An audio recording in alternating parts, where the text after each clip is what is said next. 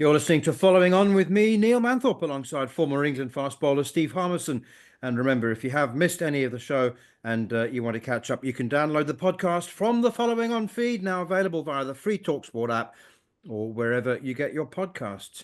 Right, it's time to talk to David Wiese, Lahore Calendar's all-rounder and all-rounder for at least 20 other teams. But it's his recent experience in the PSL that is fascinating us and that we want to talk to you about, David. As I mentioned, you've been around a long time. You've played cricket around the world. I rather suspect that for all the things you've seen, you haven't seen much to compare to the last few days. Yeah, definitely. This one was one for the books. Always in for new experiences, and this definitely was one of those. It was something that we had to manage and we had to deal with, and fortunately, everything worked out fine in the end, I suppose. Yeah, there's a lot of talk about going to Dubai. There's a lot of talk about postponing it indefinitely. It's going to be back. It's going to start at the end of the week. How the team, because you have teammates from other franchises in different teams in Pakistan. How the teammates thinking about what's going forward from the foreseeable future? Because I imagine it's a difficult decision not only to start the tournament again, but to go back and sort of resume where you left off. Yeah, it is a tough one, and I think nobody was quite expecting it to happen so soon.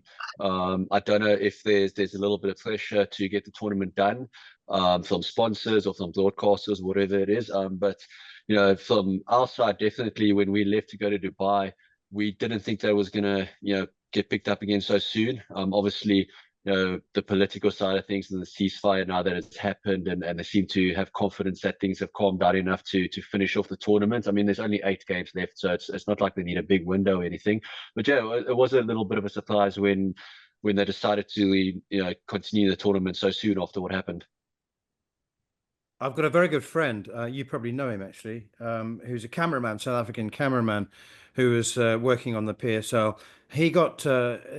He missed the charter flight to Dubai, and then the Pakistan airspace was shut down. So he was stuck in Multan for, I think, 36 hours, and eventually got home via Doha and an 18-hour stopover in Doha. But can you talk us through the last sort of day or so of your, I don't want to use the word evacuation, but it sounds a bit dramatic, but that's kind of, Yeah. that's what it was. I mean, there was a charter flight that flew out of an airbase in Islamabad, which was then attacked with missiles a couple of hours after the plane left. Yeah, it was the 24 hours leading into that was quite strange. I mean, we always knew after the original attacks had happened, that there was a little bit of tension and something might actually kick off at some stage. And then when the India attacked, the Pakistan attacked, whatever, we knew that it was almost like there was just on a knife's edge. And we were in constant contact with the players associations from various countries. The security teams out there was keeping us up to date with what was going on. And obviously our team owners and our team management were also quite open and transparent with everything. And we when the Indian government retaliated with the strikes, we just all got together and said, look, we're going to give it 24 hours and see what happens. If it calms down, then then we're happy to go. And if it doesn't calm down, then our big concern was, the airspace closing. But the PCB guaranteed us that, even if the airspace does close, that there will be charter flights getting guys out. So that was never a concern or anything. And also in saying that, our safety was never a concern either. I know there was, a drone that was shot down that unfortunately landed in Islamabad Cricket Stadium. That's just it's just a freak occurrence. It could have landed anywhere, but it just happened to land there. And I think that was the moment that just tilted things towards, okay, let's rather just get out of here, be on the safe side, and then wait for it to calm down, then we can resume again. But at no stage at all did we ever hear any bomb blasts, did we see anything like that. They kept us really safe and secure the whole time, like they always do. I mean, the security is paramount over there in Pakistan, and never did we ever feel unsafe. Taking the charter flight also, we flew out of there like it was a normal flight. Charter flight is normal for us. We usually take charter flights, and we flew out there. And then as we landed in Dubai, we just heard the news that the Air Force Base kind of took a shot with just after we left, which was, it was scary, but it was also, nice to know that we got out of there before that happened. Yeah, it must have been, it must have been tough and scary. I mean, from a personal experience, David, I was in India when the terrorist attack happened during the ODI series, and we were going back for the Test series, and it was, we went back to Dubai for 4 days, and it was all about information. There was information coming into us and making sure the right people were telling us. The PSL is going to start again on the 17th. I think the final is on the 25th. Is it a case of you trusting the security and the information that you get from people that you've trusted before the tournament started, and making sure that that information is getting to all the players about making a decision going back? Have you made a decision? Do you want to go back? Are you going to go back? Have you spoke to players who are unsure about going back? Or is it making sure that the security information is telling you that it's safe to go and we're all going to go? Yeah, look, I think, the main thing, like you say, there is the information, and you never know if you're receiving the correct information or not. But it's not just the PCB and the Pakistan Cricket Board that runs the security. There's also independent security forces that run it, and they've got nothing to gain out of the tournament taking place or not. So their main concern is the security, and if they say that it's safe to go, then you've got to trust that's their job. And if you feel that you're able to manage the travel and back and forth again, then then that's your choice. Me personally, unfortunately, I saw the toll that it took on my family. I think that was the toughest thing for us, is that we in Pakistan, we know how far we are away from the borders and the security and everything there. We know that we're pretty safe and secure. But if you haven't been there and you're just listening to the news the whole time, you would think that it's an active war zone and that your life was in danger the whole time. And that was the toughest thing for me and for my family. It put a lot of stress and strain under my family.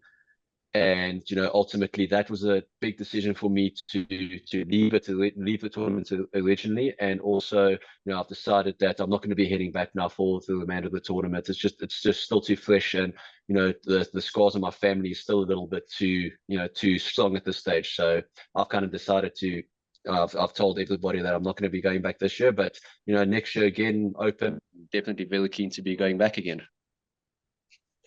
Yeah, I was in Sri Lanka many years ago when a series of car bombs were set off in Colombo, and you sort of on the end of the telephone and speaking to radio stations, people saying to you, "What's the mood? What's the mood of the country?" And you sort of look around at your hotel and you think, "Well, it's very difficult to tell." I've got quite a comfortable hotel room, and it does seem more dramatic, and it did seem extremely dramatic looking from 4,000 kilometers away. You never had any doubts. You were always well informed and felt that you would be able to leave as soon as you wanted to. Yeah, so they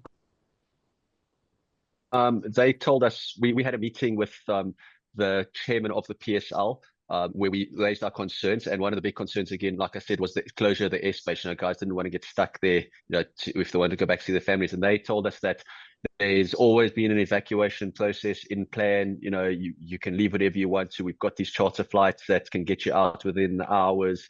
That was fine. And we also had a meeting. All the overseas players had a meeting with the president of the PCB.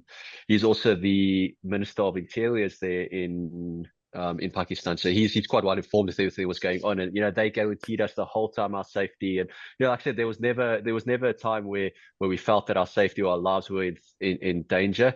I think it was just more the mental aspect about the families at home and not knowing what's going on. And it's a lot of stress to put your family under when you're sitting there, and you're choosing to stay in a place that there's a little bit of turmoil. The families kind of find that difficult to understand.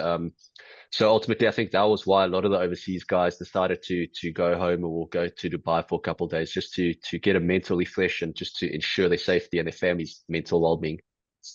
David, about the resumption of the tournament, even without the overseas, And it was. I mean, I'm speaking from experience here. It's always a personal choice, and it's always a choice that you have to make comfortable with.